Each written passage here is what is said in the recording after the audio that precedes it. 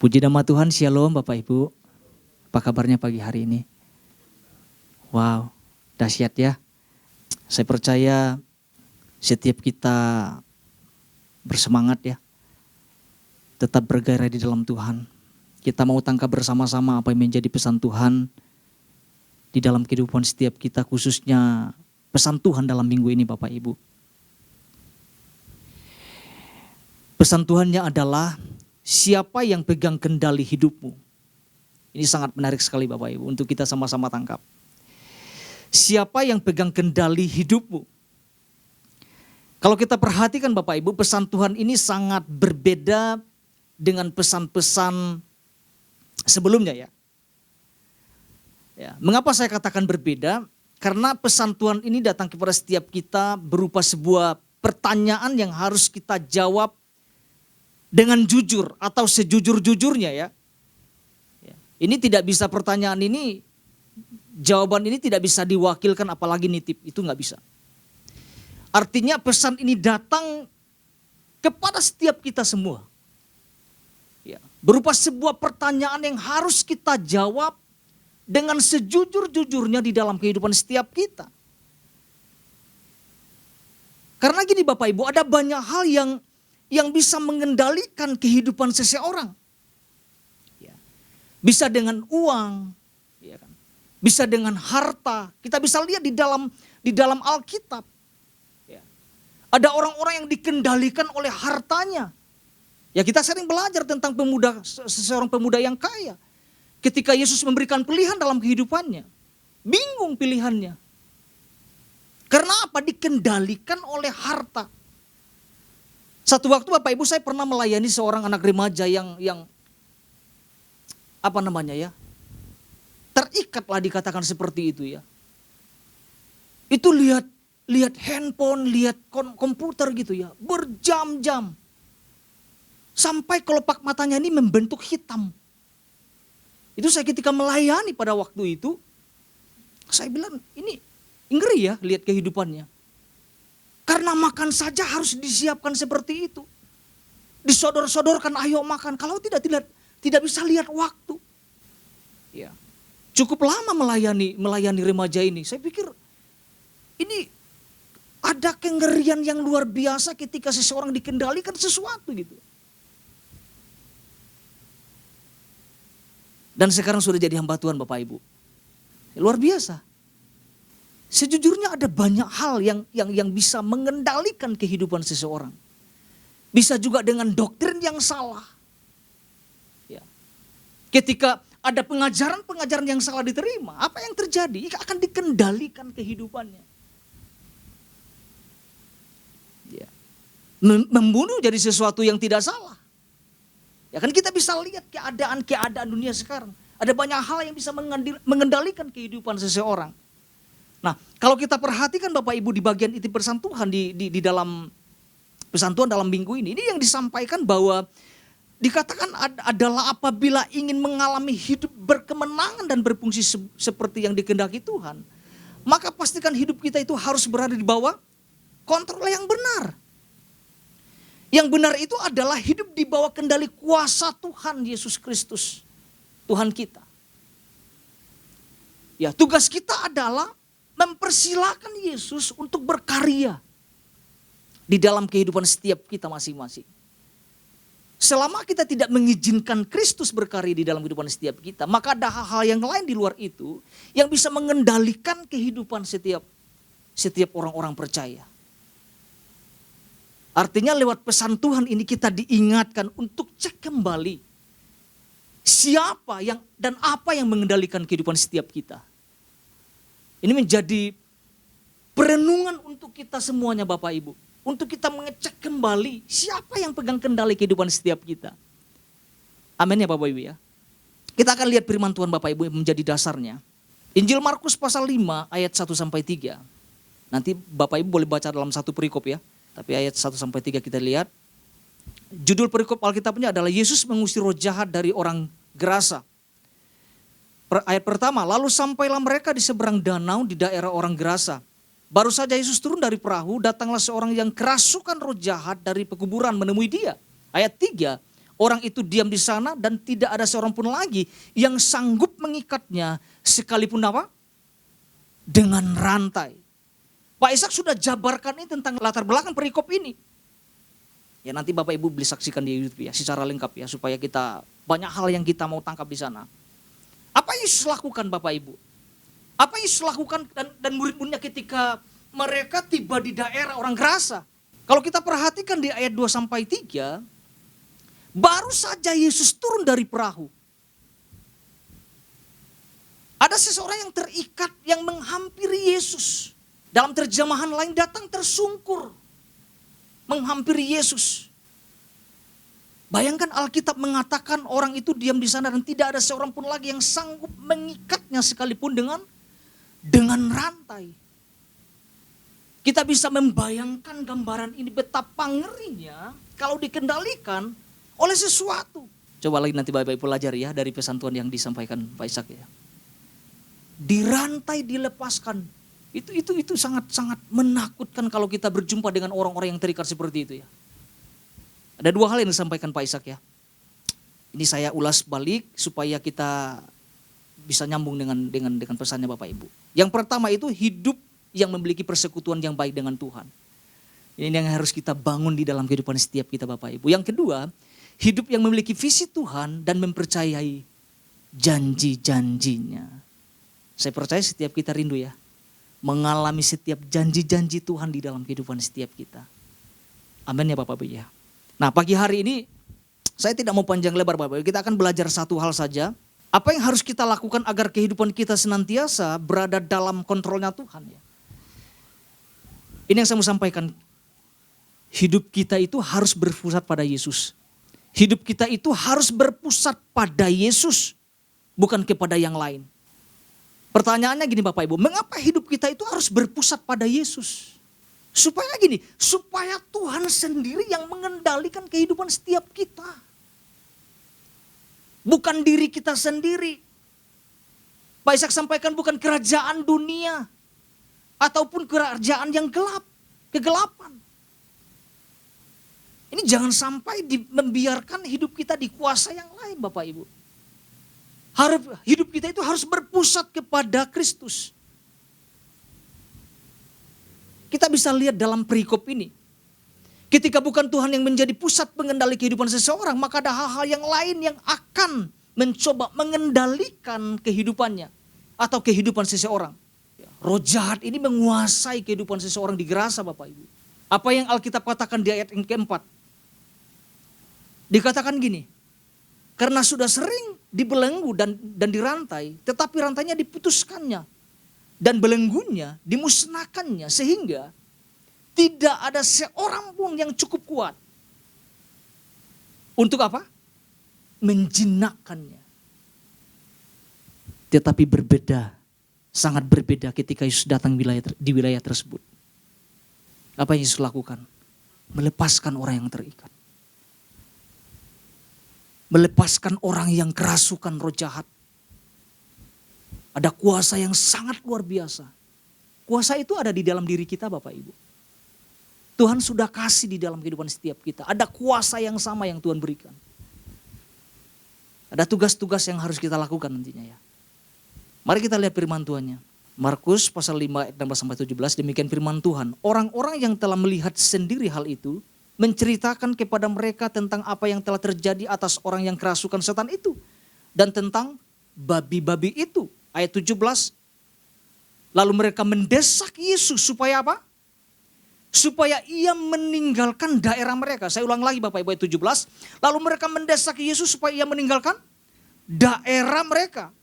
Bagian ini yang saya mau sampaikan kepada setiap kita. Ini yang saya mau soroti. Apa yang dilakukan oleh para penjaga-penjaga babi tersebut Bapak Ibu?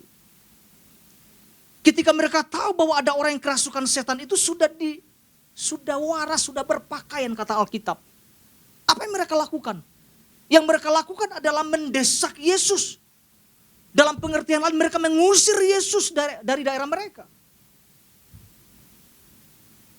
Ayat 17 mengatakan mereka mendesak Yesus supaya meninggalkan daerah mereka. Jadi kita bisa melihat di sini bahwa gini, tidak adanya kesadaran di sini. Tidak adanya kesadaran untuk menjadikan Tuhan sebagai pusat pengendali di dalam kehidupan mereka. Yang tidak waras menjadi waras, yang waras makin tidak waras. Karena mereka melihat apa yang Yesus lakukan. Mereka lihat hasilnya bahwa ada roh-roh jahat yang diusir. Seharusnya para penjaga-penjaga pada saat itu, mereka sadar seharusnya bahwa apa yang Yesus lakukan itu sesuatu yang dahsyat dan luar biasa. Tetapi kita bisa melihat apa yang mereka lakukan. Mereka mendesak Yesus, mereka mengusir Yesus. Mereka tidak menjadikan Yesus sebagai pusat pengendali. Yang saya mau sampaikan nih Bapak, mungkin gini, apa yang kita lihat, apa yang Yesus lakukan itu dahsyat. Tetapi kita tidak mau menyerahkan hidup kita untuk dikendalikan sama Yesus. Kita cuma sekedar tahu bahwa Yesus dahsyat, oh iya memang dahsyat. Tapi tidak ada keputusan untuk memberikan hidup kita, Tuhan. Engkau yang mengendalikan seluruh kehidupanku. Engkau raja di atas segala-galanya dalam hidupanku. Apa yang terjadi, apa yang dilakukan oleh penjaga-penjaga ini, itu bisa terjadi di dalam kehidupan orang-orang percaya. Hanya sekedar tahu bahwa ada sesuatu yang Tuhan kerjakan, tetapi tidak mengambil keputusan untuk ini. Tuhan itu harus satu-satu menjadi pengendali hidup saya. Kita bisa melihat apa yang mengendalikan mereka. Pekerjaan mungkin mengendalikan mereka. Bayangan saya gini Bapak Ibu, ketika Yesus melakukan sesuatu, karena gak ada orang satupun yang kuat bisa melepaskan orang itu. Bahkan mengikat orang itu. Ketika mereka melihat ada sesuatu yang dahsyat yang terjadi, harusnya mereka membuka mata dengan lebar. Dan menjadikan Yesus satu-satunya sebagai pusat yang sanggup mengendalikan kehidupan mereka. Saya coba mempelajari bagian ini Bapak Ibu. Kadang-kadang orang-orang percaya itu kayak gitu. Melayani. Tetapi kalau kita kembali kepada pesan Tuhan ini, siapa yang mengendalikan hidup kita? Kita akan bisa merenung sejenak memikirkan, ya kira-kira siapa ya Tuhan ya? Apakah memang Tuhan satu-satunya? Atau ada yang lain di luar Kristus? Saya percaya Bapak Ibu, setiap kita mendapatkan satu perenungan yang Tuhan kasih berdasarkan pesan Tuhan minggu ini. Secara dahsyat Yesus lakukan mujizat yang Yesus lakukan. Tetapi tidak membuat ada keputusan untuk datang Tuhan. Kami juga mau dibebaskan dong dari belenggu-belenggu. Malah mendesak untuk mengusir Yesus. Karena Pak Ishak sampaikan kepada mereka terganggu. Itu sebenarnya momentum bahwa bisa melihat dengan mata sendiri. Yang tidak waras menjadi waras. Orang yang kerasukan setan bisa dibebaskan, bisa dipulihkan oleh kuasa darah Kristus. Tetapi saya mempelajari respon itu Bapak Ibu. Jangan-jangan gambaran itu terjadi di dalam kehidupan orang-orang percaya. Hanya sekedar tahu, hanya sekedar melihat, tetapi tidak ada keputusan untuk menjadi apa? Menjadikan Tuhan sebagai pengendali satu-satunya di dalam kehidupannya. Itu keputusan ada di dalam diri kita masing-masing Bapak Ibu. Ya. Kita tahu ketika orang yang dirasuk ini dipulihkan Bapak Ibu. Ada kerinduan kan memutuskan mau ikut Yesus. Tapi kan Yesus menolak. Itu udah jelas ada di itu Bapak Ibu. Yesus menolak karena memang ada tugas yang dia harus kerjakan gitu. Itu jangan sampai terjadi di dalam kehidupan kekristenan. Kita cuma sekedar tahu, tetapi tidak mau memutuskan untuk memberikan hidup kita seutuhnya kepada Tuhan. Jadi apa yang harus kita lakukan? Agar hidup kita berpusat kepada Yesus, agar sepenuhnya Tuhan sebagai pengendali kehidupan setiap kita. Ada dua bagian yang saya mau sampaikan Bapak Ibu. Bagian A-nya gini. Jangan menjauhkan diri dari pertemuan-pertemuan ibadah. Saya mau sambungkan dengan apa yang Pak Ishak sampaikan. Saya melihat ini bagian yang sangat terpenting di dalam kehidupan setiap kita tentang persekutuan. Jangan menjauhkan diri kita dari pertemuan-pertemuan ibadah. Ibrani pasal 10 ayat 25. Firman Tuhan berkata, janganlah kita menjauhkan diri dari pertemuan-pertemuan ibadah kita. Ini yang kita mau soroti. Seperti dibiasakan oleh beberapa orang. Sampai di situ saja Bapak Ibu. Jadi kita bisa melihat dari ayat ini. Ada ciri. Ada tipe orang yang mencoba menjauhkan diri dari pertemuan-pertemuan ibadah. Bahkan dengan sengaja menjauhkan diri dari pertemuan-pertemuan ibadah.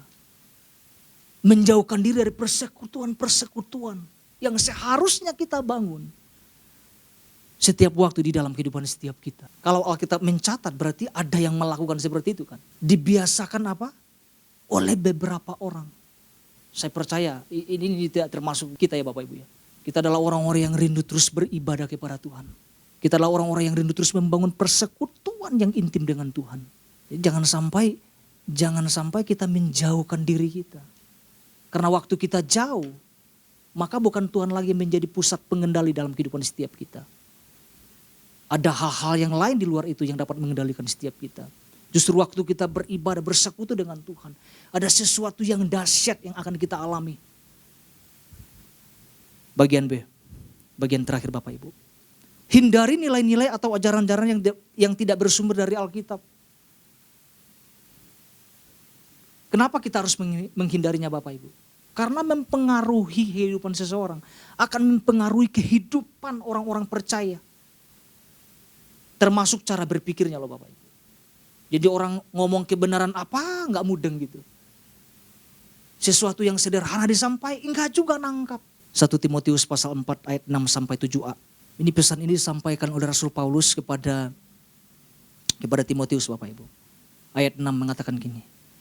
Dengan selalu mengingatkan hal-hal itu kepada saudara-saudara kita, engkau akan menjadi seorang pelayan Kristus Yesus yang baik. Terdidik dalam soal-soal pokok iman kita dan dalam ajaran sehat. Itu Alkitab katakan. Yang telah kau ikuti selama ini. Ayat 7. Firman Tuhan berkata, tapi jauhilah apa? Tahayul dan dongeng nenek-nenek tua Bapak Ibu. Jadi alasannya jelas. Alasannya karena memang tidak berguna, ajaran-ajaran yang tidak bersumber dari Kristus. Paulus dengan tegas mengatakan jauhilah. Cerita-cerita apa? Cerita-cerita yang kosong. Cerita-cerita yang tidak memberikan dampak. Cerita-cerita yang tidak bisa mengubahkan kehidupan seseorang. Dongeng itu tidak berpusat kepada Kristus. Nanti Bapak Ibu lihat terjemahan-terjemahan lainnya. Jangan sampai kita dipengaruhi oleh ajaran-ajaran atau doktrin-doktrin yang tidak bersumber pada Alkitab. Kita bisa melihat ada banyak penyesatan sekarang yang bisa mengendalikan kehidupan seseorang. Itu ajaran bisa mengendalikan kehidupan seseorang Bapak Ibu. Itu ngeri sekali. Kalau tidak bersumber kepada Alkitab akan terjadi penyesatan. Dan ajaran yang sesat, yang palsu inilah yang akan terus mengendalikan kehidupan seseorang. Karena didoktrin terus. Jadi tugas kita adalah memastikan Bapak Ibu. Kita bersyukur bahwa ada kelas pengajaran di gereja kita di tempat ini. Jangan sampai kita salah mendapatkan pengajaran-pengajaran yang tidak alkitabiah. Karena kita makin jauh ya, diperdaya nanti oleh kuasa kegelapan Bapak Ibu. Ya. Di dalam Kolose pasal 2 ayat 8 Firman Tuhan mengatakan ini Bapak Ibu ya. Kolose pasal 2 ayat 8. Dikatakan gini, hati-hatilah supaya jangan ada yang menawan kamu dengan filsafatnya yang kosong dan palsu. Menurut apa? Menurut ajaran turun-temurun roh-roh dunia. Tetapi tidak menurut Kristus. Ini sangat jelas sekali. Jadi harus memastikan kita hanya menerima ajaran-ajaran yang sehat. Yang bersumber dari Allah itu sendiri. Jadi satu hal ini yang saya mau sampaikan kepada setiap kita Bapak Ibu sama-sama kita tangkap. Hidup kita harus berpusat pada Yesus, bukan kepada yang lain. Tuhan Yesus memberkati setiap kita.